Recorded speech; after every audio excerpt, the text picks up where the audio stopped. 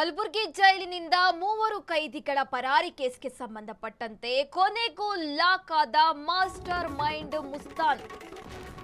ಕಲಬುರಗಿ ಜೈಲಿನಿಂದ ಮೂವರು ಕೈದಿಗಳ ಪರಾರಿ ಕೇಸ್ಗೆ ಸಂಬಂಧಪಟ್ಟಂತೆ ಕೊನೆಗೂ ಲಾಕ್ ಆದ ಮಾಸ್ಟರ್ ಮೈಂಡ್ ಮುಸ್ತಾನ್. ರಾಜೇಶ್ವರ ಗ್ರಾಮದಲ್ಲಿ ಕೈದಿಗಳನ್ನು ಬಂಧಿಸಿದ ಬೀದರ್ ಪೊಲೀಸರು. ಪೋಕ್ಸೋ ಕೇಸ್ನಲ್ಲಿ ಜೈಲು ಶಿಕ್ಷೆಗೊಳಗಾಗಿದ್ದ ಮುಸ್ತಾನ್ ಬಂಧನವಾಗಿದೆ. ಜುಲೈ 14ರಂದು ಕಲಬುರಗಿ ಕಾರಾಗೃಹದಿಂದ ಮೂವರು ಪರಾರಿಯಾಗಿದ್ರು. ಈ ಹಿಂದೆ ಇಬ್ಬರು ಆರೋಪಿಗಳನ್ನು ಬಂಧಿಸಿದ್ರು ಪೊಲೀಸರು. ಸದ್ಯ ಇನ್ನೊಂದು ಆರೋಪಿಯ ಈಗ ಬಂಧನ ಆಗಿದೆ. ಇದೀಗ ಮೂರನೇ ಖೈದಿ ಮುಸ್ತಾನ್ ಬಂಧನ ಆಗಿದೆ. ಮೂವರನ್ನು ಬಂಧಿಸುವಲ್ಲಿ ಬೀದರ್ ಪೊಲೀಸರು ಯಶಸ್ವಿಯಾಗಿದ್ದಾರೆ. ಕಲಬುರಗಿ ಜೈಲಿನಿಂದ ಮೂವರು ಕೈದಿಗಳು ಪರಾರಿ ಆದ ಕೇಸ್ಗೆ ಸಂಬಂಧಪಟ್ಟಂತೆ ಕೊನೆಗೂ ಕೂಡ ಮಾಸ್ಟರ್ ಮೈಂಡ್ ಮುಸ್ತಾನ್ ಬಂಧನ ಆಗಿರುವಂತಕ್ಕದ್ದು. ರಾಜೇಶ್ವರ ಗ್ರಾಮದಲ್ಲಿ ಕೈದಿಗಳನ್ನು ಪೊಲೀಸರು ಬಂಧಿಸಿರುವಂತಕ್ಕದ್ದು. ಪೋಕ್ಸೋ ಕೇಸ್ನಲ್ಲಿ ಜೈಲು ಶಿಕ್ಷೆಗೆ ಒಳಗಾಗಿದ್ರು, ಆದರೆ ಪರಾರಿಯಾಗಿದ್ರು.